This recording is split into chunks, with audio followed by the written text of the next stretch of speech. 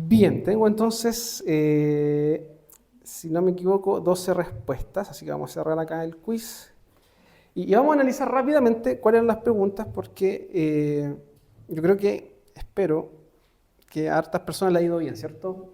Hartos sacaron 7, creo que fueron 8 personas, así que 8 de 12, así que está bien, 3/4, está bien. ¿Cuáles eran las preguntas entonces? Los atributos incomunicables de Dios, esto ya lo habíamos visto la semana pasada, son aquellos que no son compartidos al hombre, al ser humano, esos son. Hay una pillería acá que dice que se manifiestan únicamente en Cristo.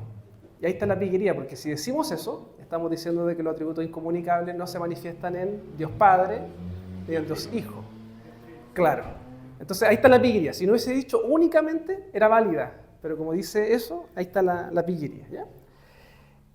La omnipotencia es comunicable e incomunicable. Incomunicable. La omnipotencia le pertenece solamente a Dios. La omnisciencia es incomunicable, muy bien. ¿El conocimiento de Dios está sujeto al libre albedrío de las personas? Falso, falso. Dios conoce todas las cosas. No depende de lo que nosotros hacemos. Y de hecho la siguiente pregunta hablaba de lo mismo en realidad. Para Dios no hay ninguna cosa contingente o dudosa. ¿Verdadero o falso? Para Dios no hay ninguna cosa contingente o dudosa. ¿Verdadero? No hay nada que para Él sea novedad. Él lo sabe todo. Y está el concepto de la omnisciencia, que lo hablamos también en la pregunta anterior, que está sujeto al libre albedrío. No, eso no cambia el conocimiento de Dios. Porque si no estaríamos diciendo de que Dios está aprendiendo. O sea, si decimos eso, de que las contingencias afectan el conocimiento de Dios, estaríamos diciendo de que Él está aprendiendo constantemente. Y nosotros creemos, y la Biblia así lo muestra, de que Dios conoce todas las cosas. O sea, antes de que fuésemos formados, Él ya nos conocía, por ejemplo. Él ya sabía su plan. Él sabe el final de la historia, por ejemplo. Y esa, por ejemplo, es la evidencia de Apocalipsis. Apocalipsis nos muestra eso. Dios, como ya sabe cómo termina la historia, solamente Él es capaz de darla a conocer con anticipación. Entonces Apocalipsis nos muestra eso, de cómo Él, al final de cuentas, hace justicia, como el enemigo, el pecado, la gran Babilonia, son condenados, son enjuiciados, y al final su propósito divino, esta idea de la ciudad, del reino, de la Nueva Jerusalén, se evidencia en la creación. ¿Ya?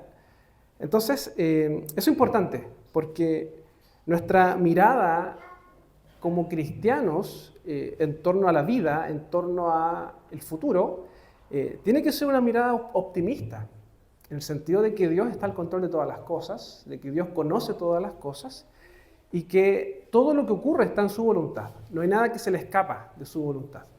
¿Ya? Satanás no tiene ese poder de cambiar los planes de Dios, ¿ya? Para que no nos confundamos en ese sentido.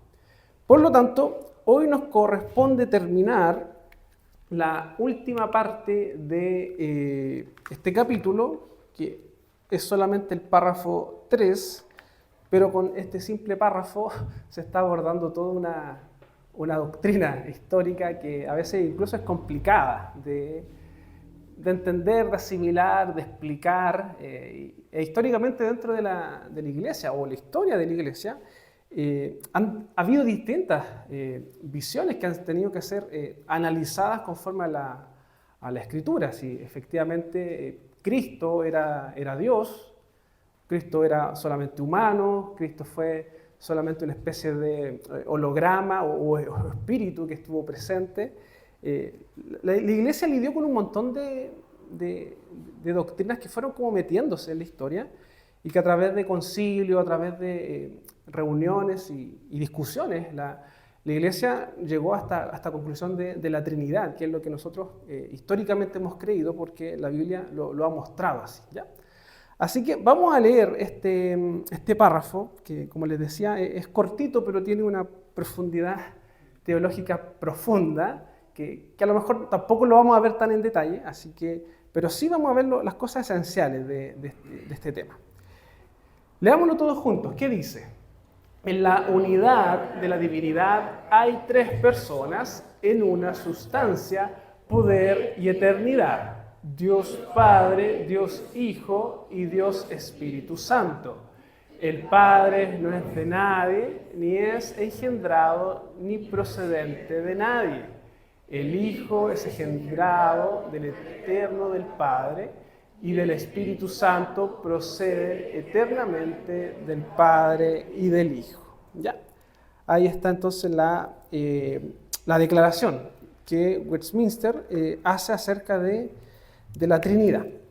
Antes de continuar, vamos a hacer un breve resumen de lo que ya hemos visto en torno a la Trinidad. ¿Qué cosas recuerdan que habíamos visto acerca de Dios? ¿Qué conceptos habíamos trabajado?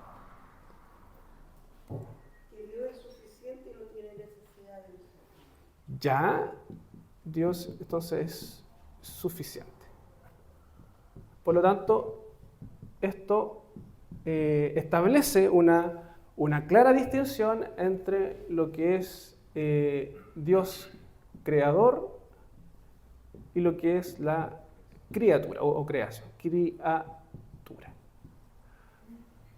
Y aquí está la total distinción. Dios, como es suficiente, como no necesita de nosotros, Él está acá. Y hay una distinción, hay una distancia, como también dirían algunas confesiones. Sin embargo, nosotros somos criaturas, nosotros no somos dioses, no somos dioses. ¿Ya? Y esto también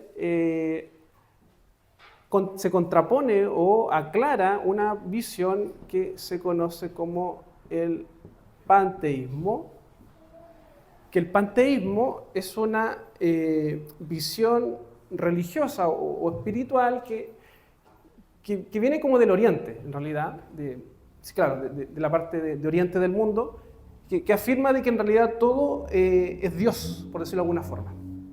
O sea, nosotros podemos ser Dios en realidad.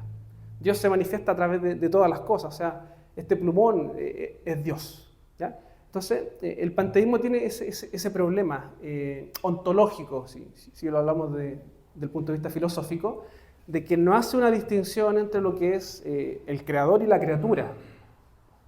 Ya, bajo la visión del panteísmo, esto es lo mismo.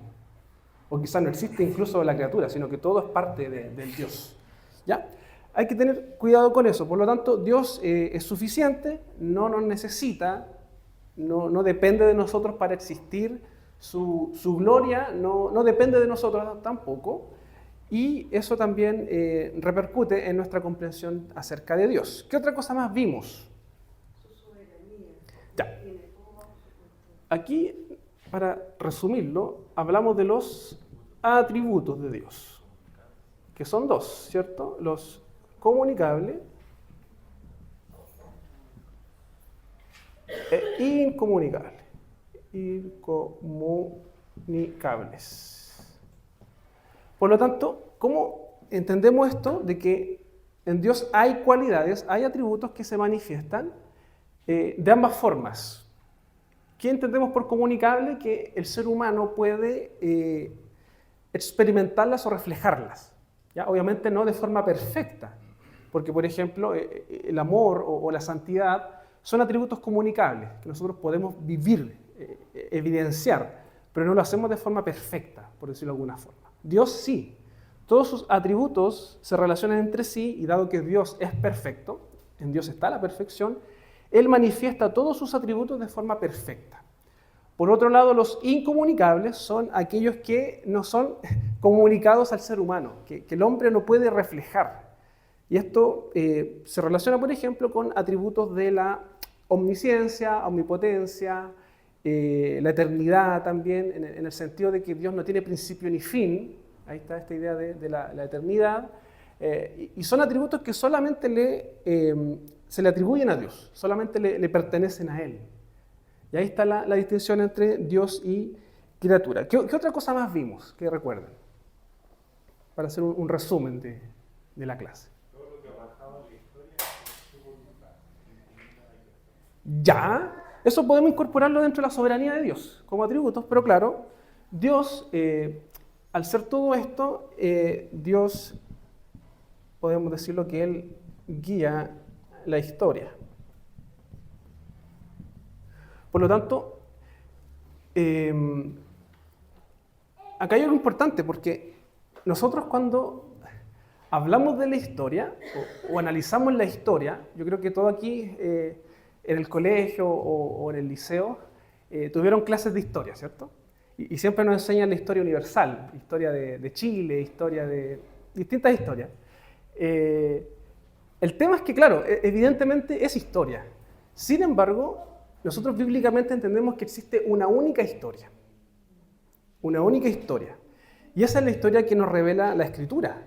Y todo lo que nosotros aprendemos en el colegio, en el liceo, donde sea, esa historia o esas historias, esos relatos, están dentro de una gran historia, que es la historia de Dios. La historia de la redención, esa historia que parte en el Edén, en la creación, y que termina en la Nueva Jerusalén. Es una única historia. No existen historias distintas, sino que es una única historia y Dios controla esa historia.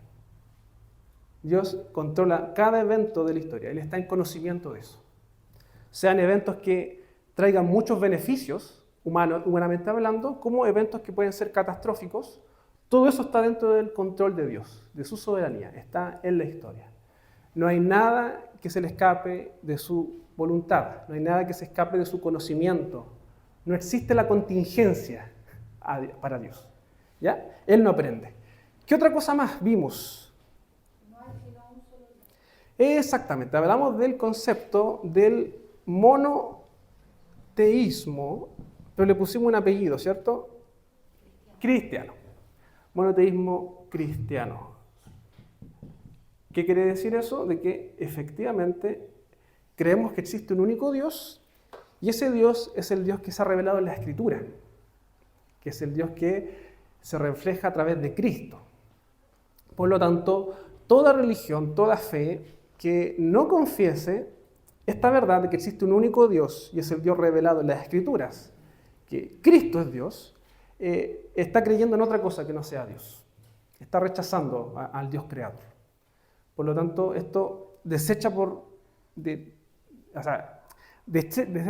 inmediatamente cualquier otra religión que no sea cristiana. ¿Ya? Y eso es importante. Hay un dicho que dice: todos los caminos llevan a Roma.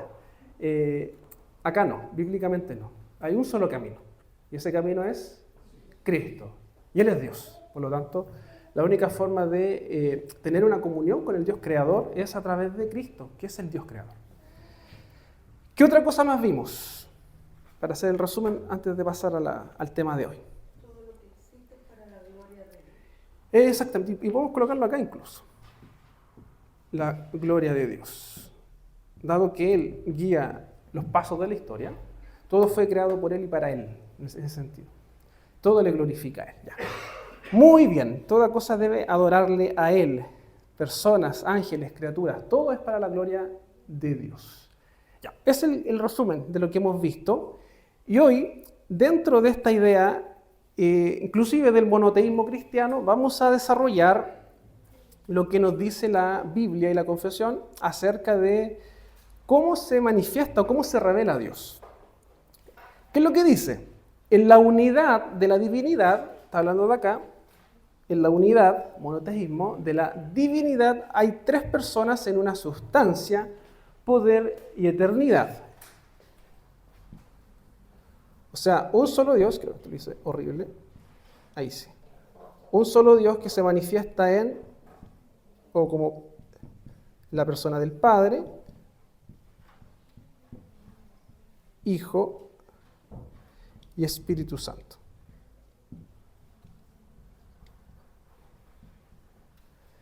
Dios Padre, Hijo y Espíritu Santo. Pregunta.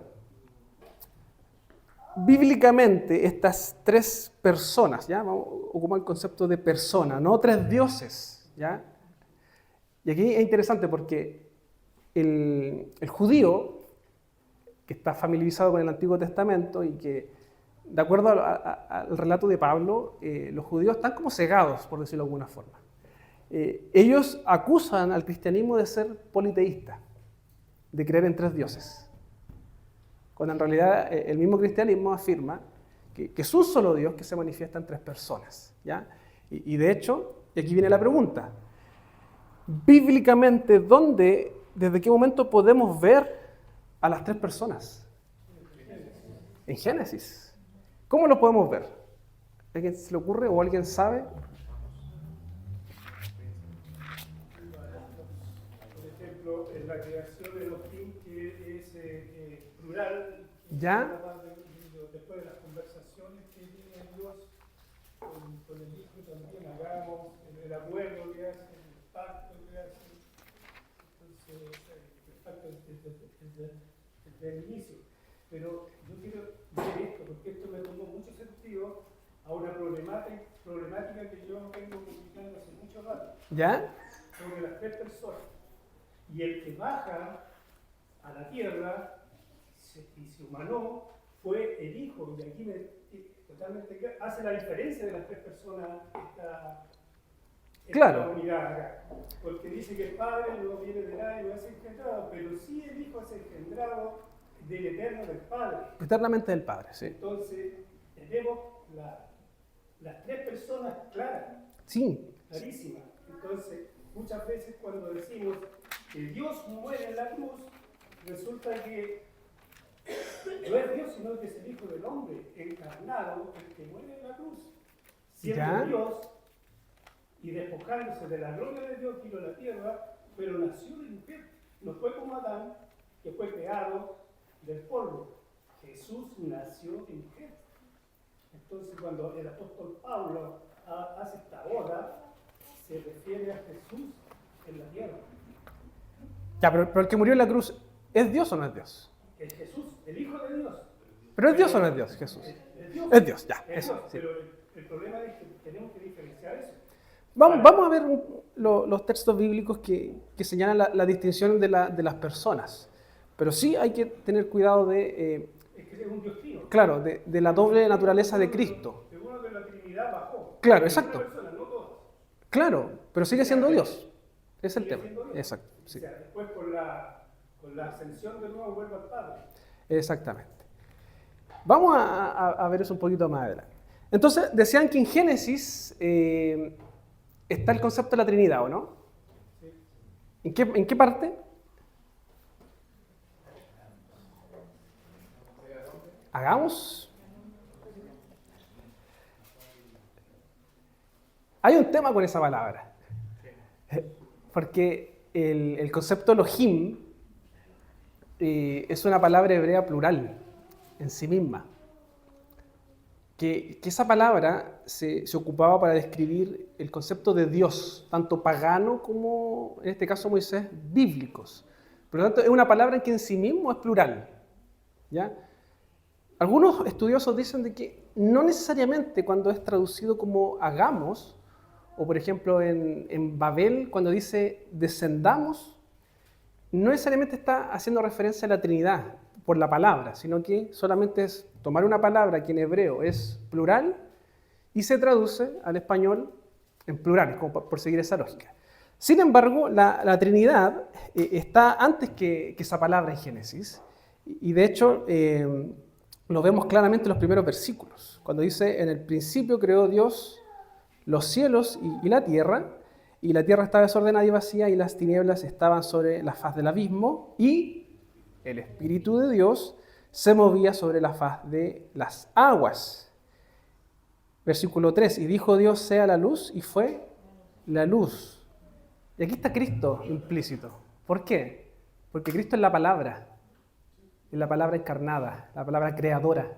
Entonces cuando dice, y dijo Dios, ese acto del verbo, de decir, de acción, es Cristo. Y de hecho Juan se toma de eso.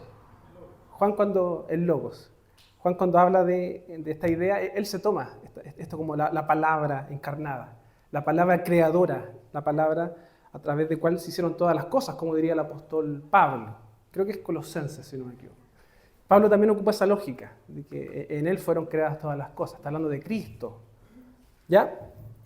Por tanto, vamos con algunos versículos, hermanos. Vamos a leer 1 de Juan 5:7. ¿Algún voluntario que quiera buscarlo? 1 Juan 5:7, Germán. Otra persona, Mateo 3:16, ¿ya? Y Otra persona, Mateo 28, 19, un voluntario, hermana Rosita y Pepe, 2 Corintios 13, 14. Ya vamos a ir en ese orden.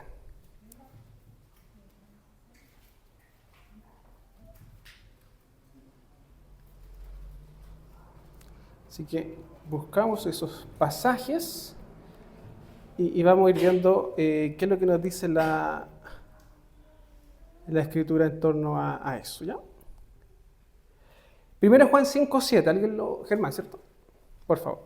Porque tres son los que dan testimonio en el cielo: el Padre, el Verbo y el Espíritu Santo. Y estos tres son uno. Ya, tres son los que dan testimonio.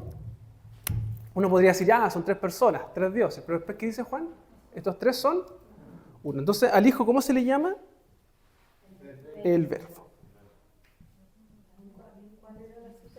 Esta es primera de Juan, vamos a darla acá. Primera de Juan 5, 7.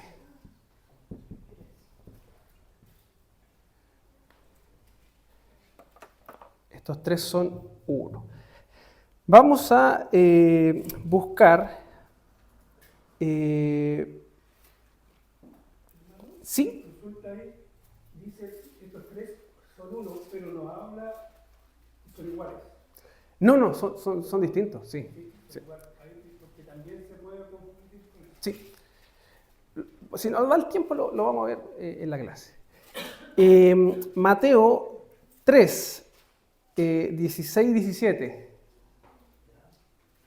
Y Jesús, después que fue bautizado, subió luego del agua, y aquí los cielos le fueron abiertos, y vio al Espíritu de Dios, y descendía como paloma, y venía sobre él. Y hubo una voz de los cielos que decía: Este es mi Hijo amado, en quien tengo complacencia. Ya, esta historia es el bautismo de Jesús. Sí. Y nos narra de que Jesús, al ser bautizado, aparece algo en escena. En este caso, primero aparece ¿quién? ¿Qué es lo que aparece primero? El Espíritu Santo, que es como la presencia o el bautismo en el Espíritu Santo, por decirlo de alguna forma, de Jesús. Es la presencia del Espíritu Santo para iniciar su ministerio, así lo entendemos.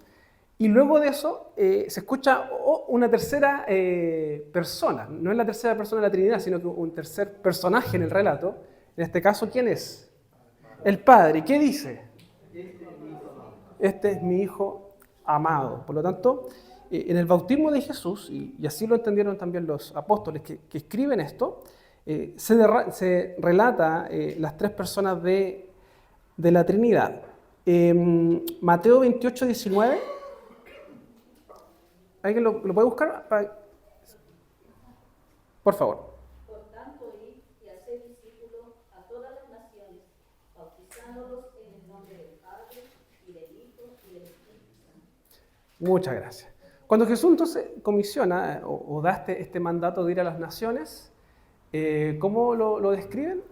¿O cuál es el mandato del bautismo en el nombre de él? En el nombre ¿De quién? Del Padre, del Hijo y del Espíritu Santo. O sea, refleja nuevamente esta idea de la Trinidad. Y nos queda 2 Corintios 13, 14.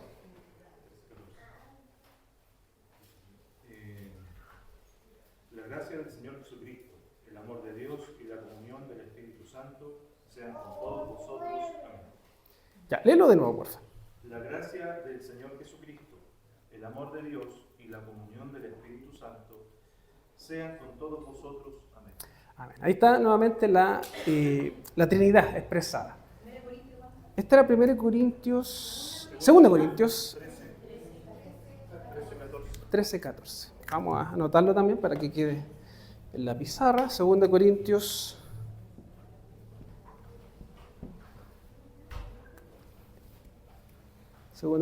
13, 14.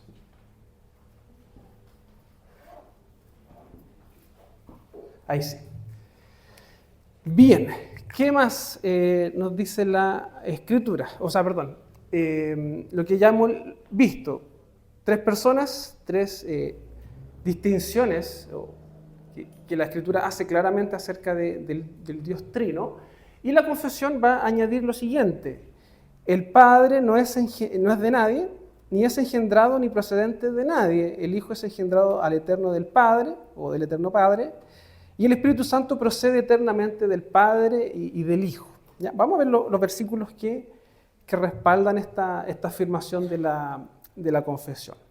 Vamos a buscar Juan 1, 14 al 18.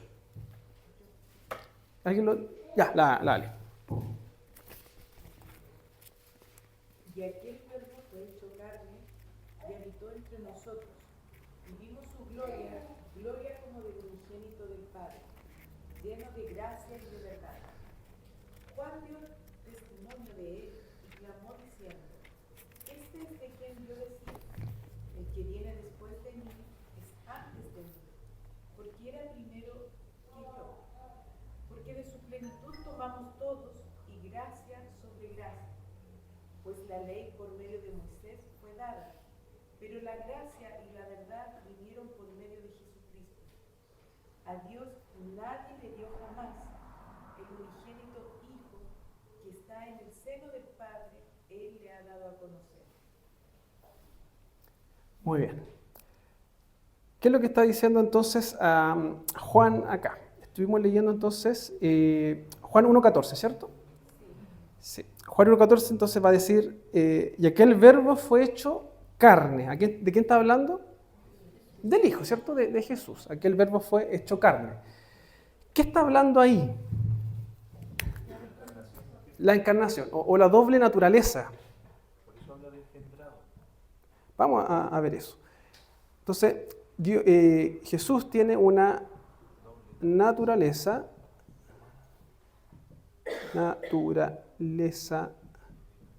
divina y tiene una naturaleza humana.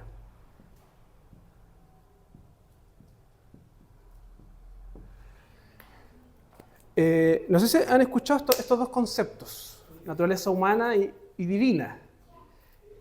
No sé si han escuchado o saben cuál es el concepto que resume estas dos naturalezas. ¿Sí les suena? Hipostática.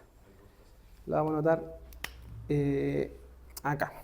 No, ya que estamos acá, se conoce como unión hipostática. ¿Ya? Para aquellos que les gusta estudiar y leer libros, es el concepto que se ocupa en relación a la doble naturaleza o a la coexistencia de las dos naturalezas de Dios, divina y humana, ambas funcionando o ambas actuando ¿cómo decirlo de alguna forma?, en unidad, a la vez. No es que Cristo haya sido en un momento solamente Dios estando en la tierra y no haya sido humano, siempre fue ambas, en todo momento. ¿Ya? Pregunta, ¿ya? Aquí me salgo un poquito de lo que estamos viendo. ¿Por qué dentro del relato bíblico o dentro de la historia de la redención es necesario esto, de que Cristo tenga naturaleza divina y naturaleza humana? ¿Se lo han preguntado? ¿Por qué es necesario? Yo ahí tenía mi duda para comprender bien, porque esto es muy profundo para entenderlo bien, porque nuestra mente muchas veces se limita, y viendo los relatos bíblicos podemos tener, como decía usted al inicio de los estudios, la cosmovisión. A mí me parece, voy a leer lo que hace el Hechos Pedro, por ejemplo. ¿Ya? Estaba hablando después del bautismo, después del Bautista nuestro Señor, dice cómo Dios ungió con el Espíritu Santo y con poder a Jesús de Nazaret, haciendo bienes y sanando a todos los oprimidos por el diablo, porque Dios estaba con él. Entonces, yo si veo el Evangelio, veo en algún momento en que cuando lo encaran los judíos al Señor, el Señor dice, estas cosas que digo yo, No las digo yo porque las dice el Padre que me envió. Y después sigue, si no me creen por esto, por los hechos que yo he hecho, no lo hago yo, sino que el Padre que mora en mí. Y ahí vemos que el Señor era si seguimos los relatos bíblicos, el Señor es el templo de Dios. Y en un momento, yo lo que entiendo, el Dios Trino habitó en la tierra. Porque en ese momento cuando dice el Padre que mora en mí, estaba el Padre, estaba el Hijo y estaba el Espíritu Santo. Entonces, cuando nosotros después va en el ministerio de Jesús, en esos 3 años de ministerio, porque fue desde que nació hasta los 30 años, se conoce muy poco la historia, pero en ningún momento tenía poder, usó poder para eso, sino que él decía, solamente en la adolescencia, que decía que él crecía en estatura, Claro, fue al y templo. en conocimiento y en sabiduría. Eso es lo que tenemos. Entonces fue como nosotros, fue humano, pero divino. Ahí Sí, está la sí. divinidad porque fue santo. No fue engendrado por hombres, sino que fue engendrado por el Espíritu Santo, como humano.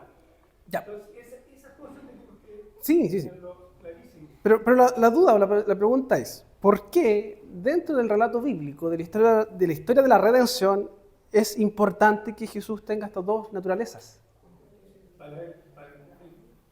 Hermano Igor, después de ahí. Primero la naturaleza divina, porque la promesa del Cordero tenía que ser sin mancha, sin pecado. Ya. Una figura verídica. Ya. Segundo, tenía que ser una persona que no cayera en el pecado de que cayó Adán, tenía que ser una persona perfecta, como Dios lo es.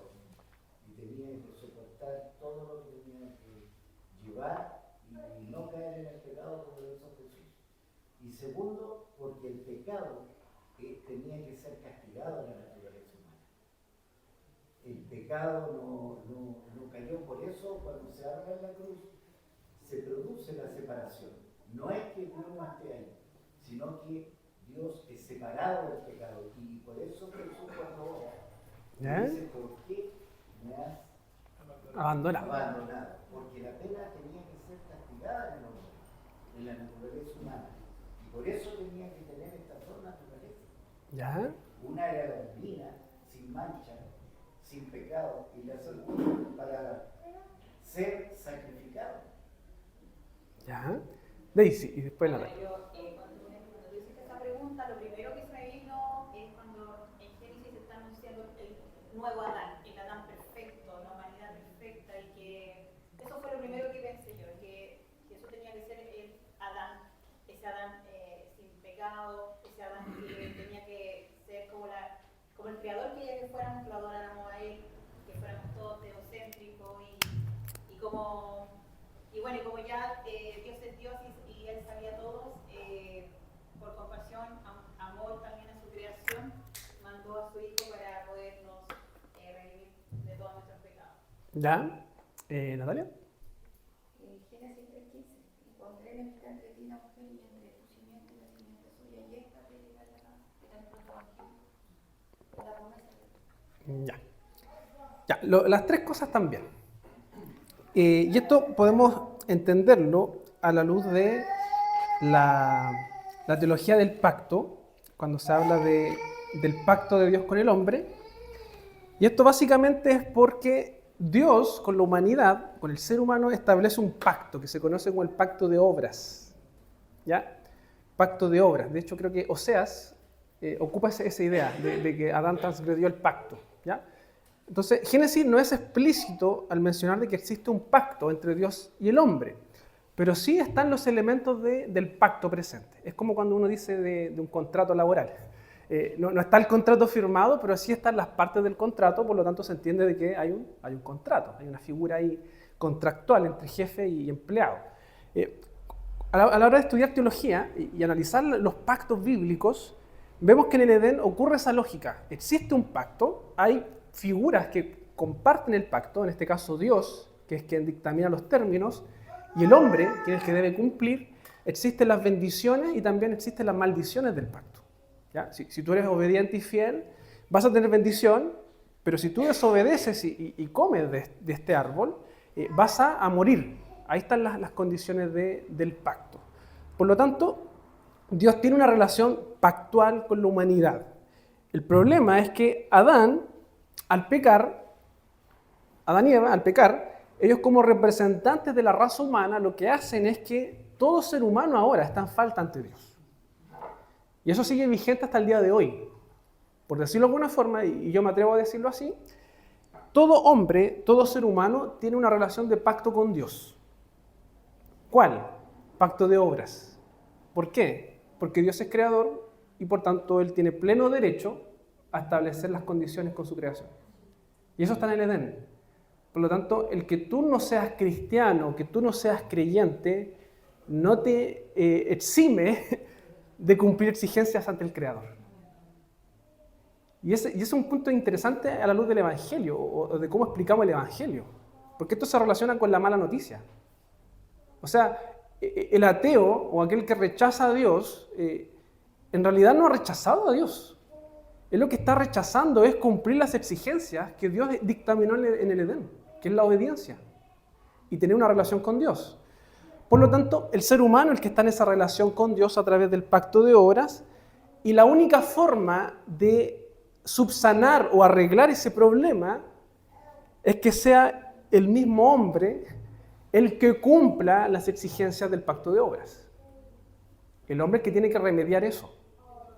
Pero el hombre no puede hacerlo por su incapacidad, por su naturaleza caída. ¿Cuál es la solución que nosotros vemos a la luz del relato bíblico? Que es Dios mismo, asume esa responsabilidad y es Él quien se encarna para ser el nuevo Adán. Eso está en Romanos 5, si no me equivoco, el nuevo Adán. El Hijo del Hombre, por eso a Jesús se le llama el Hijo del Hombre, porque tiene que ver con esta idea, el Hijo del Hombre, aquel que viene a restaurar el problema del hombre. Hermano Ramiro. Ahí es donde se me complica todo, porque si usted dice que Dios se vino a encarnar significa que el Dios trino completo se vino a encarnar. Entonces, No estoy diciendo eso. pero está diciendo Dios. Dios está hablando de un Dios trino. Y Dios se manifiesta en tres personas, Padre, Hijo y Espíritu Santo. Es el Hijo quien se encarna. Ya, sí, lo podemos detallar más adelante, pero es el Hijo. Es el Hijo. Porque de hecho cuando Jesús está en la tierra encarnado, Él habla del Padre que está en los cielos. Entonces no podemos decir de que el Padre también está presente ahí. No, el Padre está en los cielos. Es el Hijo el que se encarna. Salvo en esa parte de la Escritura donde dice que el Padre está morando en ese momento de él, y por eso que el discípulo dice: voy a estar todo el tiempo que estoy con vosotros y no me conocéis. El Padre estaba en ese momento. Claro. Ahí habría que ver si el versículo o el pasaje está haciendo referencia al Padre en sí o a la presencia del Padre manifestada a través del Espíritu. Porque yo podría decir, hermanos, el Padre está acá con nosotros. Y usted me va a decir amén, ¿cierto? Porque la presencia de Dios está acá con nosotros. Habría que ver quién es ese pasaje, ¿ya? Eso debe ser relacional, un tema relacional de Dios, Exacto. el Hijo con el Padre, ¿no? Porque si no seríamos esta herejía que se llama modalismo. Exactamente. El modalismo, ya que estamos ocupando palabras raras, hay que explicarlas. El modalismo enseña de que Dios ocupa estados. Como que en un momento de la historia es Padre. En otro momento cambia su estado, cambia de modo, de ahí viene el concepto modalismo, y pasa a ser el Hijo. Entonces cuando el Hijo está en la tierra, arriba no hay nadie, porque en realidad cambió de modo. ¿Ya? Entonces, claro. Hermano, o modalismo mejor. Hermano Igor. Lo que pasa es que ahí hay que tener mucho cuidado, porque cuando hay un texto que también dice Dios saltó en él, hay que tener cuidado porque nosotros leemos traducciones y el original es probable, y el habitar significa que es como que está, no de la manera que lo vemos nosotros. Claro, es tabernáculo. Correcto. Tabernaculizó. Hay que tener cuidado cuando uno analiza un versículo o hace exégesis bíblica, porque lo que leemos no es tan exacto a la original. Claro, o sea, hay que leerlo a la luz de todo el relato bíblico. Pero el hermano Ramiro tocaba un punto interesante, que él mencionó el tema del templo. Y es interesante el tema del templo en la Escritura, porque el templo se entiende como, desde el Edén, como ese espacio o ese lugar en donde habita, donde está la presencia de Dios y el hombre puede tener comunión con Él. Por lo tanto, bajo esa lógica, ¿cuál es el primer templo en la historia? ¿Cuál sería el primer templo donde está la presencia de Dios? Y el ser humano puede tener comunión con Él. En el Edén, en el huerto del Edén en realidad. En el huerto del Edén. ¿Ya? Edén y huerto no es lo mismo. Edén es un lugar, el huerto es un espacio dentro del Edén. Entonces, el huerto del Edén, al parecer, tiene todos los elementos para hacer ese primer templo, en donde está la plena presencia de Dios, que Dios estaba ahí, como que la idea que nos da es como que Dios caminaba o estaba ahí, y Adán y Eva tenían plena relación con Él. ¿Y qué pasa cuando ellos pecan? Son expulsados. Es como váyanse de la iglesia o váyanse de la construcción, por decirlo de alguna forma. Entonces, el relato bíblico va a trabajar esa idea de cómo ahora el ser humano va a poder volver a estar en ese lugar en donde hay plena comunión con Dios. ¿Cómo después el relato bíblico lo trata? ¿Cómo avanza esta idea de la presencia de Dios? El tabernáculo. Entonces, después del tabernáculo, y aquí para no caer en prácticas judaicas, que a veces se malentiende, el tabernáculo representa eso, de que existe o está la necesidad de tener un lugar en donde el pueblo pueda disfrutar de esa comunión o esa presencia de Dios. Después, ¿qué pasa? ¿Cómo avanza esto? Puede ser hombre, el ser humano, el templo. Todavía no. El templo físico, el templo de David. Bueno, la idea de David la ejecutó Salomón, eso, efectivamente. Nuevamente, el lugar, pero incluso dentro del mismo pueblo de Dios estaba esta idea de que ese lugar no era capaz de contener la gloria de Dios. Sin embargo, el templo cumplía esa función, de ser como el elemento en donde la presencia de Dios está. ¿Ya? ¿Qué otro templo viene después? Después viene el segundo templo, el de la época de, ¿se acuerdan? De Ageo, post-exilio, ¿cierto? ¿Se acuerdan, no? Cuando vuelven a reconstruir y al final el templo es la nada en comparación al anterior. Es el segundo templo físico. Y luego de eso se entiende de que hay un tercer templo, que es el de Herodes. Cuando Herodes, como para complacerse, empieza como a refaccionar el templo. Pero al final es como el mismo en realidad. ¿Qué nos dice Jesús? Cuando aparece Jesús en la historia, Él cambia un poco el paradigma, pero mantiene la misma lógica, de que el templo es donde está la presencia de Dios. ¿Pero qué dice Jesús? Si destruyen el templo, 3 días Él lo vuelve a... Jesús dice que Él es la presencia de Dios. En Él está la presencia de Dios. Por lo tanto, ese problema que se dio o se originó en Adán, en el huerto del Edén, ¿cómo se soluciona o cuál es la forma de solucionarlo? En Cristo. Cristo es la verdadera presencia. Adán fue expulsado del huerto. Ahora nosotros podemos tener comunión y entrada a través de Jesucristo. Una vez que Jesús se va, ¿qué pasa con el templo? Es la iglesia, cada uno de nosotros. Y no es que nosotros tengamos un poder en sí para contener la gloria de Dios, sino que Dios le plació en su voluntad darnos el Espíritu Santo como su arra de la salvación, la garantía, pero nosotros somos el templo, el lugar donde habita la presencia de Dios. Entonces, cuando usted escuche, hermano, y se lo digo honestamente, a todas estas falsas enseñanzas que están pendientes de Israel, de que van a construir el tercer templo, y no sé si han escuchado todas esas cuestiones. Eso no es bíblico, no tiene sentido bíblicamente. Porque de partida Jesús dijo que Él era el templo. O sea, decir eso, de que se va a reconstruir un tercer templo o cuarto templo, ya no sé, y que después van a volver los sacerdotes a administrar, es como echar por tierra todo lo que Jesús hizo, echar por tierra todo el Nuevo Testamento. No tiene sentido bíblicamente. ¿Ya? Entonces, no anden pendientes de esas noticias que son sensacionalistas a veces, pero que no tienen nada que ver con el relato bíblico. ¿Ya? Hermano Ramiro. Con respecto a eso, sí, lo más probable es que ellos tengan y van a construir el templo. Lo que pasa es que no es el templo de Dios. Claro, es una construcción más. Hermano Igor. Lo que pasa es que los judíos que hacen eso todavía esperan al Mesías, lo rechazaron a Cristo. Y todavía se están dando cabezazos en algunos de los lamentos por años. Entonces, ese es el problema. Porque ellos todavía, como lo dicen ellos, todavía esperan al Mesías. Ellos no lo han visto, no conocen la obra de Cristo. Y por eso la carta a los hebreos va a hablar también del tabernáculo. Exacto. Y habla de Jesús, ahí es Jesús. Jesús ese. Exactamente. Por eso era interesante en la carta a los hebreos, porque como que nos hacía entender o aplicar todo lo del Antiguo Testamento a Cristo, en realidad, y darle un sentido. Ya, vamos a ir cerrando. Vamos a leer, hermanos, bueno, leímos Juan 1.14, que hablaba de Jesús, ¿cierto? Que Él se hizo carne, el verbo se hizo carne y habitó entre nosotros, tabernaculizó. Esa es como la palabra original, que tiene que ver con el Antiguo Testamento. Y vimos su gloria, gloria como del unigénito del Padre, lleno de gracia y verdad. ¿Ya? Eso es lo que nos relata el versículo. Pues la ley por medio de Moisés fue dada, pero la gracia y la verdad vinieron por medio de Jesucristo.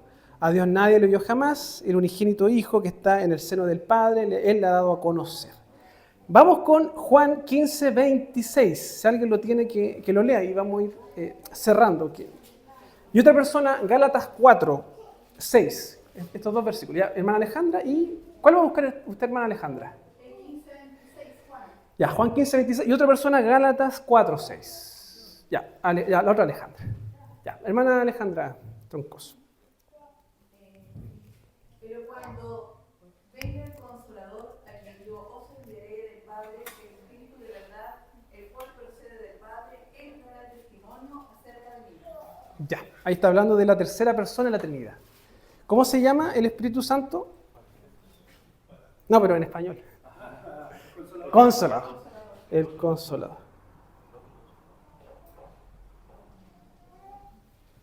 Y ahí viene, como decía el Pepe, el concepto del Paracleto. ¿Ya? En el original es Paracleto. ¿Y qué significa Paracleto? ¿O a qué apunta?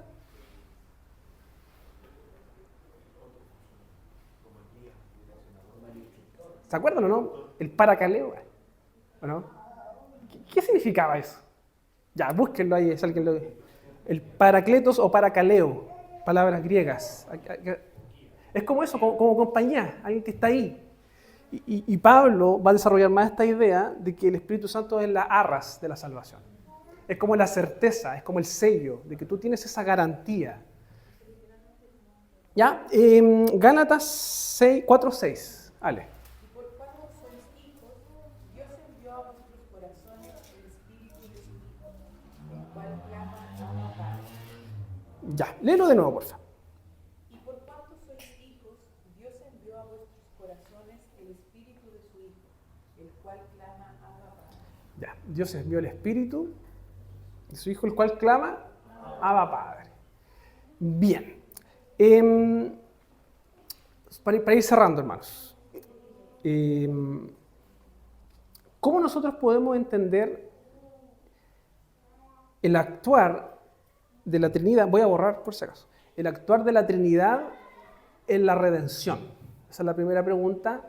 Y la segunda pregunta es, ¿cómo podemos entender o ver bíblicamente el actuar de la Trinidad, por ejemplo, en la oración? No sé si usted se lo ha preguntado. Esa es más fácil, yo creo. ¿Ya? Voy a anotar acá, voy a borrar primero, ya que vi que le sacaron fotos, cómo la Trinidad opera o actúa en la redención, o también conocido como salvación, y cómo la Trinidad opera en algo práctico, en este caso la oración.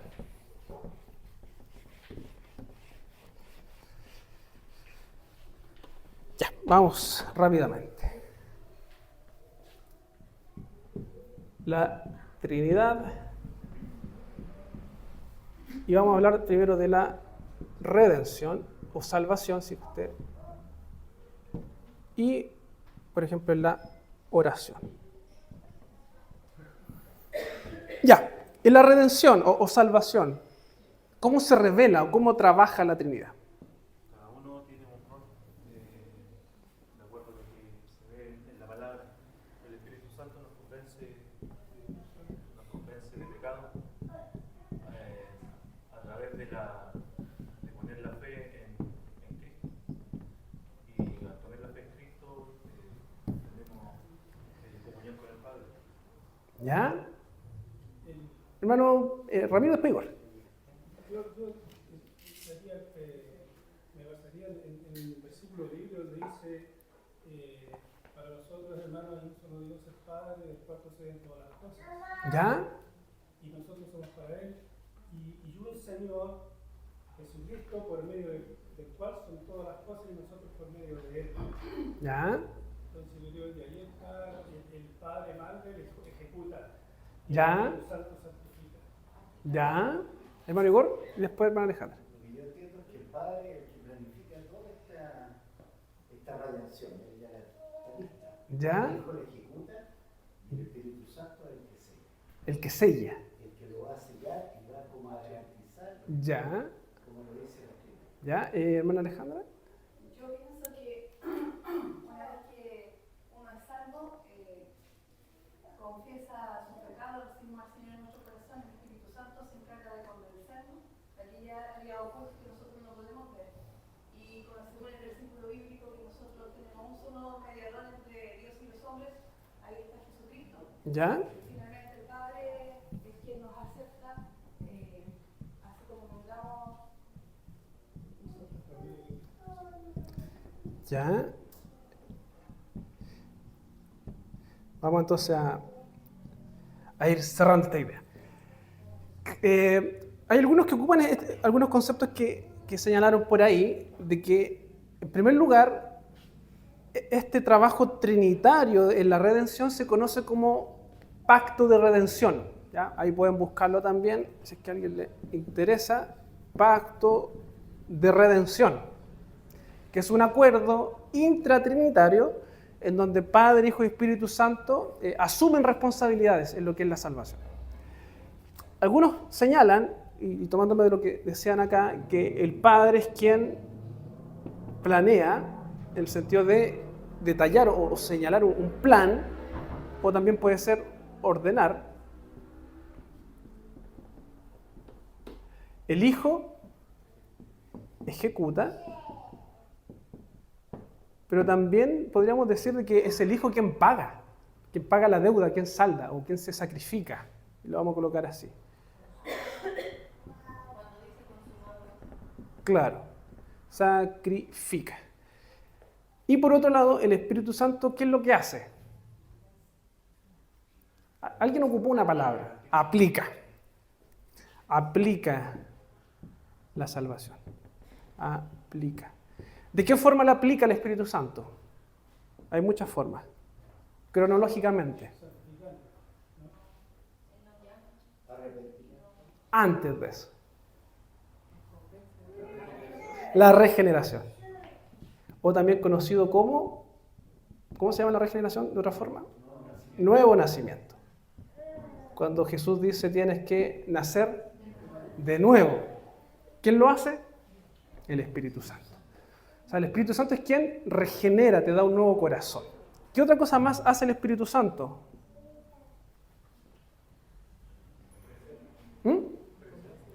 ¿Cómo? Preserva. Ya, preserva, bien. O santifica, puede ser. Preserva, santifica. Claro. Y podríamos decir que convence de pecado, ¿o no? O el hecho de que tú tengas certeza de salvación es porque también el Espíritu Santo te convence o da testimonio internamente. ¿Ya? Entonces, aquí vemos la actuación en sí en lo que es la salvación. ¿Ya? No quiero limitar solamente a eso, a las otras personas de la Trinidad, pero al menos para entenderlo de forma práctica, y podemos darle ese esquema. Porque de hecho cuando Jesús él hace su ministerio, Él dice de que Él no viene a cumplir su voluntad, sino la del Padre.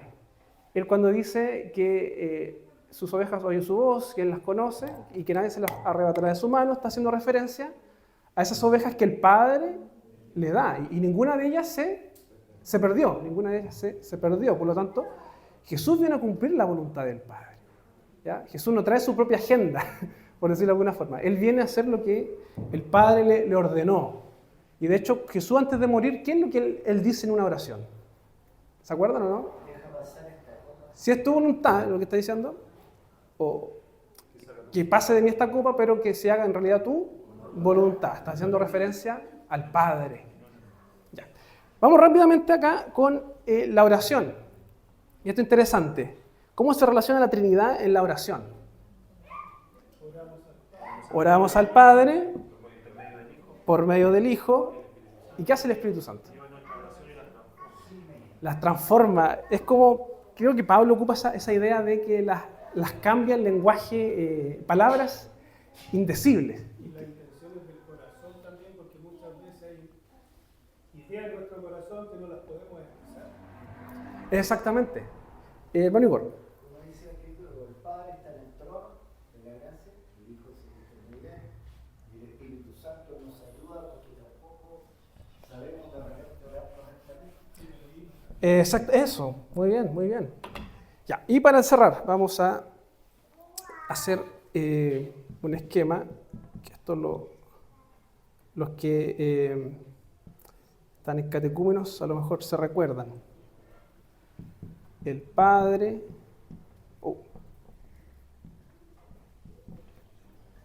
el Hijo y el Espíritu Santo. Los tres son Dios, ¿ya? Los tres son. O el Padre es Dios, el Hijo es Dios, el Espíritu Santo es Dios. Sin embargo, el Padre no es el Espíritu Santo, el Padre no es el Hijo. Aquí estamos hablando de personas de la Trinidad y el Hijo tampoco es el Espíritu Santo. ¿Qué es lo que estamos diciendo ahí? Monoteísmo, en el sentido de que las tres personas son Dios. Eso es lo que estamos diciendo, que Dios se revela en tres personas. Sin embargo, el Padre, en lo que es persona, en el sentido de personalidad, Él no es Hijo, no es lo mismo que el Hijo, ¿ya? Por lo tanto, decir de que el Padre y el Hijo son lo mismo o que actúan de la misma forma en la historia es un error. O decir que el Padre cambió su modo y en un momento de la historia se hizo Hijo es un error también. O decir que el Hijo, cuando desaparece del mapa y luego aparece el Espíritu Santo, es porque Jesús cambió de modo, también es un error. Las tres personas son Dios y cada uno no es lo mismo que el otro, ¿ya? Eso al menos es lo que nosotros vemos en la Escritura, claramente a través de los pasajes bíblicos, ¿ya?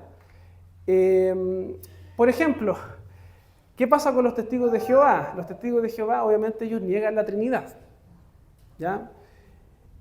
¿Y qué es lo que hacen ellos para argumentar en realidad? Ellos cambian la Escritura, no les queda otra. Ellos ocupan otras traducciones que en realidad no son fieles a los originales, por lo tanto... Exacto. Es que ellos tienen que basarse en otra fuente para no ocupar las fuentes históricas, en donde efectivamente se habla de la Trinidad. Por lo tanto, ellos así lo van a justificar, obviamente, de que el Hijo es criatura, ¿ya? De hecho, yo recuerdo una conversación que tuve con ellos una vez y ellos me decían que Cristo era creado, en el sentido de creación, que no era Dios, no era el creador, sino que era una criatura. Entonces, para poder sostener eso, tienen que cambiar todos los versículos, que son hartos, en la Biblia en donde se menciona que Cristo, o por medio de Él, se hicieron las cosas, o que Él estaba antes que todas las cosas, que Cristo es eterno. Entonces, hay que tener cuidado con eso. Y lo último, cuando hablamos de los atributos de Dios son aplicables a las tres personas, ¿ya? No únicamente a uno, no únicamente al Padre, por ejemplo, sino que los atributos son para las tres personas, porque las tres personas son Dios, ¿ya? Pablo.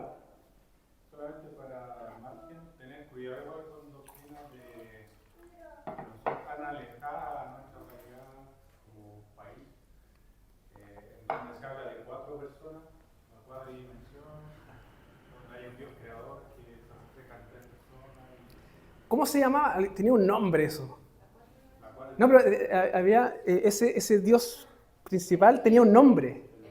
Elohim, creo que era otro nombre, ¿no? Eloá. Eloá. Eloá no es plural, Elohim es plural.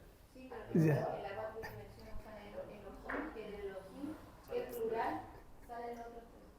O sea, ellos creen en los roles, no en las personas.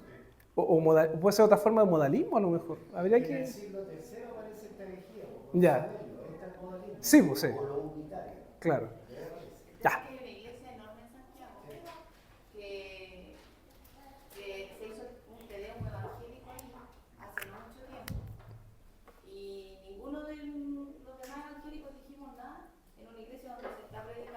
cuatridimensión, donde se predican una barbaridad de herejías, donde muchos de nuestros hermanos también se están yendo a esa iglesia. Y para nosotros, con Pablo, por supuesto, doloroso, una familia amiga nuestra, que después de haber, a lo mejor no entendido esto como hoy día lo estamos estudiando, y ese es el problema cuando no somos confesionales, cuando no tenemos una confesionalidad clara, es que después viene otra persona a explicar algo que nos parece súper novedoso y se caen en esos errores terribles. Sí, hay hartas herejías dando vueltas. Yo una vez, me acuerdo, iba en la calle en Concepción y me paró un caballero a hablar. No sé si le ha pasado. ¿Tiene usted un minuto para hablar de Dios? Yo dije, nosotros hacemos lo mismo, pero... Ya hablemos.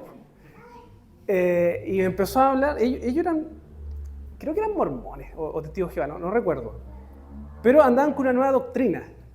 No sé si han escuchado de Dios Madre, que también me llamó la atención. Así que cuando escuché ese concepto de Dios Madre, yo dije, no, de aquí no salís vivo. Así que empezamos a discutir y la Dani estaba al lado y se puso nerviosa también porque como que... Y claro, pues era otra doctrina. Entonces al final el compadre dijo, no, voy a llamar a otro amigo, otro hermano, para que venga a hablar. Pero claro, hay muchas cosas ahí dando vueltas acerca de eso. Muchas doctrinas que, siendo bien honesto, en vez de aclarar o en vez de traer tranquilidad y conocimiento, lo que hacen al final es desvirtuar el concepto de Dios y sobre todo a Cristo. Si al final eso es lo que se busca, o qué es lo que busca el enemigo. Negar que Cristo es Dios, de alguna otra forma. Negar que Cristo es el Dios eterno, es el Dios que creó todas las cosas. Porque si se niega eso, se niega todo, pues ese es el tema. Y por eso el enemigo ha tratado de muchas veces o muchas formas apuntar a aquello. ¿Ya? Bien, hermanos, estamos en la hora, nos pasamos, así que estudien para la próxima clase, estuvo interesante. ¿Ah?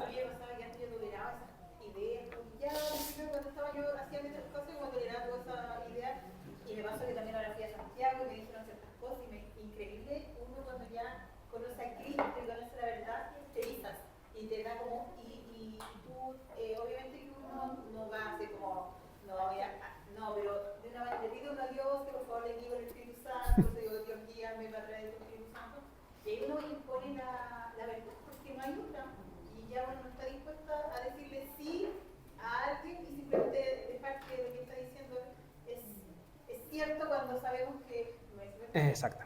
Ya. Vamos a orar, hermanos. Si quieren ahí seguir conversando, podemos hacerlo en el coffee, ¿ya?